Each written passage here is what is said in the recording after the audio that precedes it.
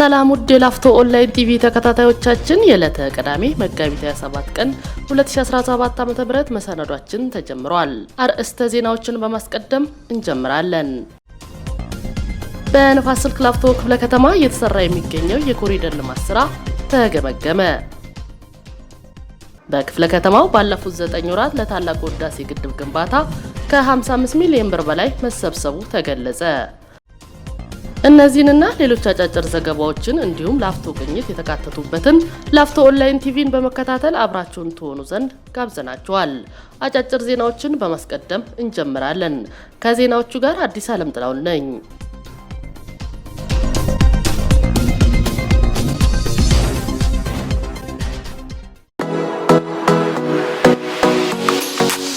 በንፋስ ስልክ ላፍቶ ክፍለ ከተማ እየተሰራ የሚገኘው የኮሪደር ልማት ስራ ተገምግሟል። የአዲስ አበባ ከተማ ግንባታ ፍቃድና ቁጥጥር ባለስልጣን ምክትል ዳይሬክተር ኢንጂነር ገዛኸኝ ዳሲሳን ጨምሮ ከከተማ እስከ ወረዳ ያሉ አመራሮች በተገኙበት ስራው የደረሰበትና እያጋጠሙ የሚገኙ ተግዳሮቶች ተገምግመዋል። በግምገማውም በራስ አቅም የሚለማ ኮሪደር፣ በተለያዩ ማህበራት የሚለሙ የአረንጓዴ ልማት ስራና ሞዴል ብሎኮችን የመፍጠር ስራ ጥሩ አፈጻጸም ላይ መሆናቸውንና በኮንትራክተር በኩል ስራዎች በሚፈለገው ፍጥነት እየሄዱ እንዳልሆነ ተለይቷል። ቀሪ ስራዎች በፍጥነትና በጥራት የሚጠናቀቅበትን አማራጮች ላይ ውይይት በማድረግ አቅጣጫም ተቀምጧል። በንፋስ ስልክ ላፍቶ ክፍለ ከተማ ስራና ክህሎት ጽህፈት ቤት ሁለተኛው ዙር የስራ ዕድል ፈጠራና የልማት ትሩፋት የስራ አፈጻጸም ተገምግሟል። በግምገማዊ ውይይቱ ላይ የክፍለ ከተማው ብልጽግና ፓርቲ ቅርንጫፍ ጽህፈት ቤት ኃላፊ አቶ መብራቱ ደሴን ጨምሮ ሌሎች የክፍለ ከተማና የወረዳ አመራሮችና ባለድርሻ አካላት ተገኝተዋል። ስራ ፈላጊ በብሎክ ደረጃ በግንዛቤ በምዝገባ በስልጠናና በስራ ዕድል ፈጠራ አፈጻጸም እንዲሁም በሌማት ትሩፋት በተጨማሪም በከተማ ግብርና ዙሪያ የአፈጻጸም ሪፖርት ቀርቦ ውይይት ተደርጎበታል። የክፍለ ከተማው ብልጽግና ፓርቲ ቅርንጫፍ ጽህፈት ቤት ኃላፊ አቶ መብራቱ ደሴ እንደተናገሩት አመራሩ የስራ ፈላጊ ዜጎችን ለይቶ ተጠቃሚ ማድረግ የከተማችን የህልውና ጉዳይ ነው ብለዋል። የክፍለ ከተማው ምክትል ስራ አስፈጻሚና የስራ ክህሎት ጽህፈት ቤት ኃላፊ አቶ ደላዮ ታምሬ በስልጠናና በስራ ዕድል ፈጠራ በሌማት ትሩፋት ነባር ኢንተርፕራይዞችን በማስቀጠልና እቅዳችንን በማሳካት ወጥ አፈጻጸም ማሳየት ይገባናል ብለዋል።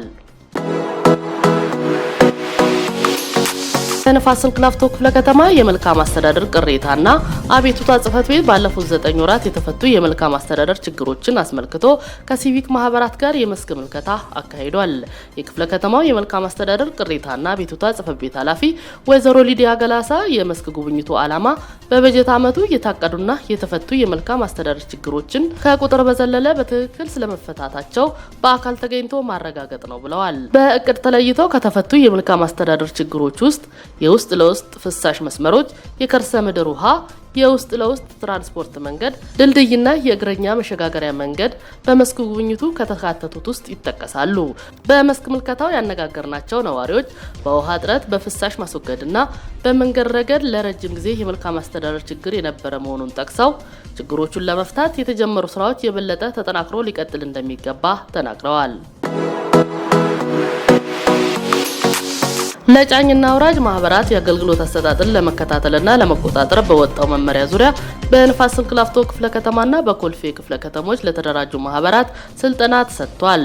የአዲስ አበባ ከተማ አስተዳደር ሰላምና ጸጥታ ምክትል ቢሮ ኃላፊ አቶ ተስፋዬ ጫኔ የንፋስ ስልክ ላፍቶ ክፍለ ከተማና የኮልፌ ቀራኒዮ ክፍለ ከተማ የዘርፍ አመራሮችና በጫኝና አውራጅ የተደራጁ ማህበራት ተገኝተዋል። የአዲስ አበባ ከተማ አስተዳደር ሰላምና ጸጥታ አስተዳደር ቢሮ ምክትል ኃላፊ አቶ ተስፋዬ ጫኔ የጫኝና አውራጅ ማህበራት አገልግሎት ከዚህ በፊት ህዝብን ሲያማርር የነበረ መሆኑን አንስተው መልሰው ከተደራጁ በኋላ መብትና ግዴታቸውን አውቀው ህዝብን ወደ ማገልገል እየተቀየሩ መሆኑን ጠቅሰዋል። የንፋስ ስልክ ላፍቶ ክፍለ ከተማ ሰላምና ጸጥታ አስተዳደር ጽህፈት ቤት ኃላፊ አቶ ባህሩ በቀለ ስልጠናው ቀድሞ በነበረ እውቀት ላይ ተጨማሪ አቅምን የሚፈጥር መሆኑን ገልጸው ጫኝና አውራጅ ማህበራት በአዲስ መልክ ከተደራጀ በኋላ በርካታ ለውጦች የመጡ መሆኑን ተናግረዋል። ውድ የላፍቶ ኦንላይን ቲቪ ተከታታዮቻችን አብራችሁን ስለሆናችሁ እናመሰግናለን። ዝግጅታችን አሁንም እንደቀጠለ ነው። ለዝርዝር ወደ ያዝነው ዜና እናልፋለን። በንፋስ ስልክ ላፍቶ ክፍለ ከተማ ባለፉት 9 ወራት ለህዳሴ ግድብ ግንባታ የሚውል ከ55 ሚሊዮን ብር በላይ መሰብሰቡን የክፍለ ከተማው የታላቁ ህዳሴ ግድብ ማስተባበሪያ ጽህፈት ቤት አስታወቀ። ህብረተሰቡ ለግድቡ ግንባታ የሚያደርገውን አስተዋጽኦ አጠናክሮ እንዲቀጥል ጥሪ ቀርቧል። ውብሸት አሸናፊ ዝርዝሩን አዘጋጅቶታል። የታላቁ ህዳሴ ግድብ ፕሮጀክት ግንባታ ለሀገራችን ዜጎች ብሔራዊ መግባባትን በመፍጠር የህዝብ ለህዝብ ግንኙነትና የትብብር መድረክ የፈጠረ ነው። ታላቁ ህዳሴ ግድብ መሰረት ከተጣለ ጀምሮ ከፍተኛ እድገት እያሳየ መጥቶ እነሆ ወደ መጠናቀቁ ደርሷል። እዚሁ ጋር በተያያዘ የንፋስ ስልክ ላፍቶ ክፍለ ከተማ የታላቁ ህዳሴ ግድብ ማስተባበሪያ ጽህፈት ቤት ኃላፊ አቶ ኤርሚያስ ኤርጎ ከላፍቶ ኦንላይን ቲቪ ጋር በነበራቸው ቆይታም የታላቁ ህዳሴ ግድብ ግንባታ ኢትዮጵያውያን በራሳቸው አቅም በእንችላለን ስሜትና ወኔ ተነሳስተው እየተሰራ የሚገኝ ግድብ መሆኑን ጠቅሰው ግድቡ የህዝብን አንድነትና ትስስር ያጠናከረ መሆኑን ተናግረዋል። በክፍለ ከተማ ደረጃ ለግድቡ ግንባታ የሚውል ሀብት የማሰባሰብ ስራ እየተከናወነ መሆኑን የጠቆሙት የማስተባበሪያ ጽህፈት ቤት ኃላፊው ባለፉት 9 ወራት ብቻ ከ55 ሚሊዮን ብር በላይ መሰብሰብ የተቻለ መሆኑን ገልጸዋል። እንደ ክፍለ ከተማ 2 ዋና ተግባሮችን እንፈጽማለን። አንደኛው የሀብት ማሰባሰብ ስራ ነው። ሁለተኛው የህዝብ ንቅናቄ ስራ ነው። በአመቱ እንሰባስባለን ብለን ያቀርነው 36 ሚሊዮን 500 ሺህ ነው እቅዳችን የነበረው። በ9 ወር አሁን ባለው ሁኔታ 30 ሚሊዮን ነው እንሰባስባለን ብለን አቅደን የገባነው። አሁን ግን ጥቅል 55 ሚሊዮን 273909 ብር መሰብሰብ ችለናል። በ9 ወር ማለት ነው 185% መፈጸም ችለናል ማለት ነው። በክፍለ ከተማ ደረጃ የተሻለ ውጤት እንዲመዘገብ የተለያዩ የግንዛቤ ስራዎች ከመስራት ባሻገር የህዳሴ ግድብን 14ኛ ዓመት የምስረታ በዓል አስመልክቶ በአይነቱ ልዩ የሆነ የንቅናቄ ስራ የተሰራ መሆኑን ተናግረዋል። ይሄ ግንዛቤ ፈጠራ 2 መልክ አለው። አንደኛ ለህዳሴ ግድቡ ሀብት የማሰባሰብ ስራን ያፋጥንልናል። ሁለተኛ በህዝቦች መካከል የተፈጠረውን ያለውን የአንድነት ስሜት አጠናክሮ እንዲቀጥል ያደርጋል ማለት ነው። ስለዚህ ከንቅናቄ አንፃር ወደ 64733 የህብረተሰብ ክፍል እናነቃንቃለን ብለን ነው ያሰብነው። በ9 ወር ውስጥ 52 ሺህ አቅደን የተነሳነው አሁን ባለው ሁኔታ 66280 የህብረተሰብ ክፍል በማነቃነቅ ቅድም ያልናቸውን ውጤቶች ማስመዝገብ ችለናል ማለት ነው። የታላቁ ህዳሴ ግድብ የመሰረት ድንጋይ የተጣለበት 14ኛ ዓመት ላይ ነው የምንገኘው። እሱም መነሻ አድርገን ከመጋቢት 1 እስከ 30 በአይነቱ ልዩ የሆኑ ንቅናቄዎችን እያደረግን ነው ያለነው። እኛም እንደ ንፋስ ስልክ በ13ቱም ወረዳ ላይ የዋንጫ ቅብብሎሽ ንቅናቄ አስጀምረናል ማለት ነው። በዚህም አመርቂ የሚባሉ ውጤቶች እየተገኙ ናቸው ያሉት። ዋንጫውን ቅብብሎሽ ስንፈጽም አንደኛ በቅብብሎሹ ወቅት የንቅናቄ ስራ ይፈጠራል። ህዝቡ የኔነት መንፈስ አጠናክሮ እንዲይዝ ይደረጋል። ትስራችንን በዛው ልክ እያጎለበታ ይሄዳል ማለት ነው።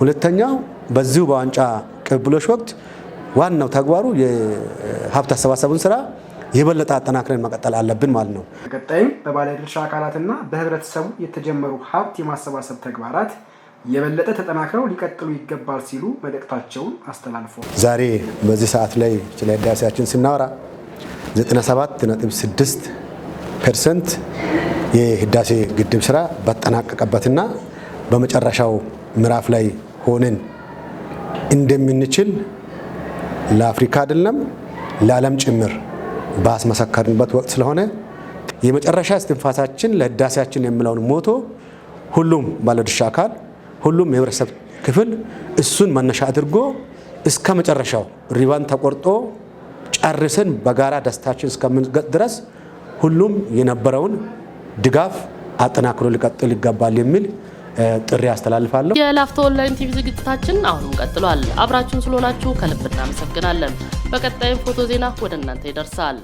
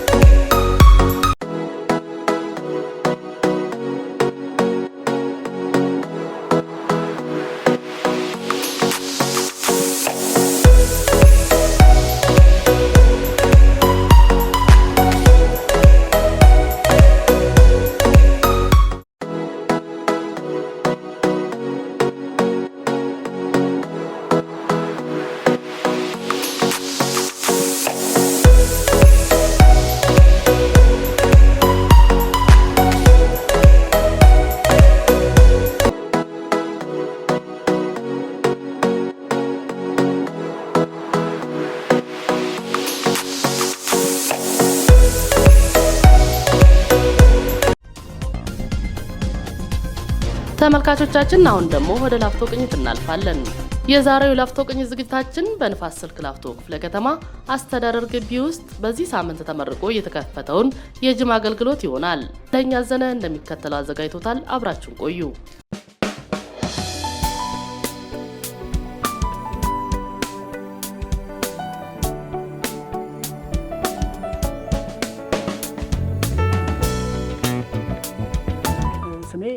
አሳየ ባሳዝነው ይባላል። በንፋስ ስልክ ላፍቶ ክፍለ ከተማ ወጣቶችና ስፖርት ጽፈት ቤት የስፖርት ተሳትፎና የአካል ብቃት ቡድን መሪ። የአካል ብቃት እንቅስቃሴ ተጠቃሚ እንዲሆን ሰራተኛው በክፍለ ከተማችን አስተዳደር ድጋፍ ይሄ የጂምናዚየም ማቴሪያል ገቢ ተደርጓል ማለት ነው። እነዚህ ማቴሪያሎች በጣም ደረጃቸውን የጠበቁ ማቴሪያሎች ናቸው።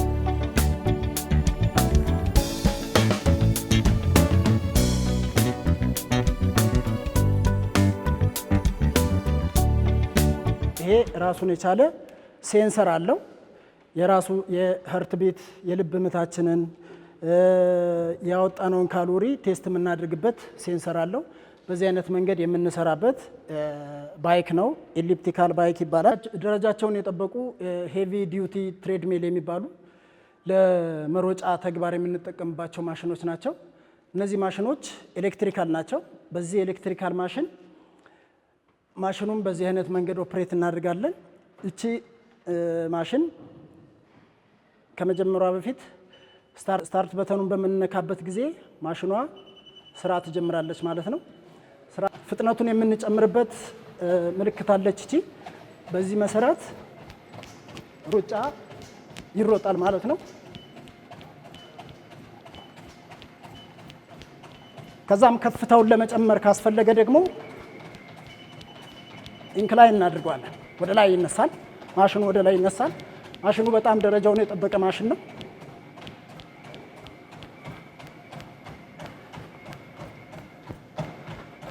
በዚህ አይነት መንገድ ማሽኑን መጠቀም እንችላለን ማለት ነው። ሌላው እነዚህ ባይኮች ናቸው። ተቀራራቢ የሆነ ፋንክሽን ነው ያላቸው። በአብዛኛው ካርዲዮ ሬስፓራቶሪ ፊትነስ የሚባለውን የልብና የደም ዝውውር ፊትነሳችንን የምናዳብርበት ማሽን ነው። ከዚህ ቀጥሎ ያሉ ማሽኖችም ተመሳሳይ የሆነ ፋንክሽን ያላቸው እነዚህ ባይኮ። እሺ፣ ሌላው እነዚህ የተለያየ ጡንቻዎችን ለማዳበር የምንሰራበት ማሽን ነው። አራቱም ሳይድ ነው ስራ የሚሰራባቸው። ስለዚህ እነዚህ ያው በዚህ አይነት መንገድ ስራዎች ይሰራሉ። በዋናነት ይሄ ለእጃችን ጡንቻ ለማዳበር የምንጠቀምበት ማሽን ነው ማለት ነው። ሌላው እነዚህ ዳምቤሎች ናቸው። እነዚህ ከ2.5 ኪሎ ግራም እስከ 25 ኪሎ ግራም ድረስ ክብደት ያላቸው ዳምቤሎች ናቸው። እነዚህን ዳምቤሎች ያው ሁሉም ሰው እንደ አቅሙ እንዳለው የአካል ብቃት ሁኔታ እንቅስቃሴዎችን ሊሰራ የሚችልባቸው መሳሪያዎች ናቸው ማለት ነው።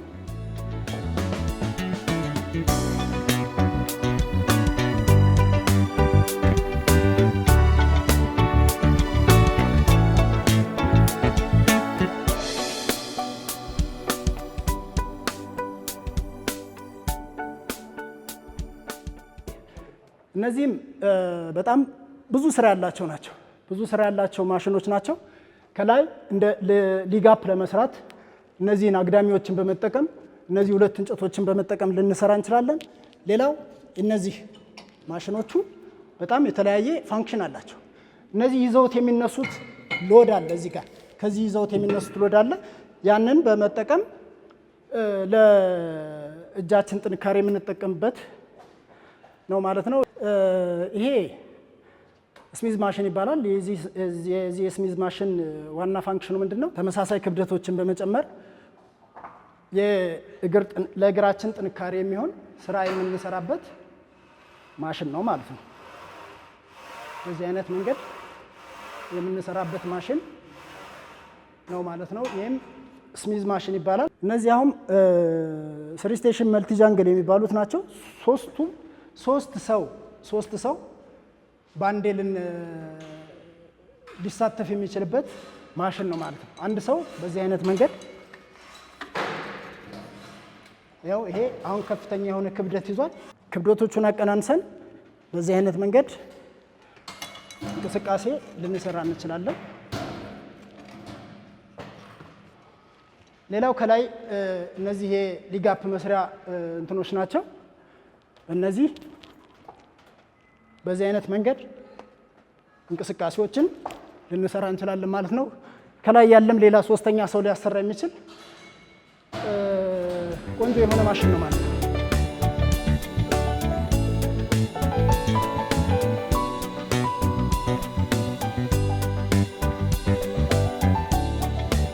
ጂምናዚየሙ ጋር ያየናቸው ማቴሪያሎች እንዳሉ ሆነው ከእንቅስቃሴው በኋላ ደግሞ ሰው ከአካል ብቃት እንቅስቃሴው ሲወጣ የግድ ሻወር ቤት ያስፈልጋል። ሻወር ቤቶች ተዘጋጅተዋል። ይሄ የወንዶች ሻወር ቤት ነው። ይሄ ደግሞ የሴቶች ሻወር ቤት ነው። ስለዚህ እንቅስቃሴ ከሰሩ በኋላ ተጠቃሚዎቻችን ሰራተኞችም ሆኑ ሌሎች የውጭ ተጠቃሚዎች ሻወር ወስደው ወደ ቤታቸው ይሄዳሉ ማለት ነው።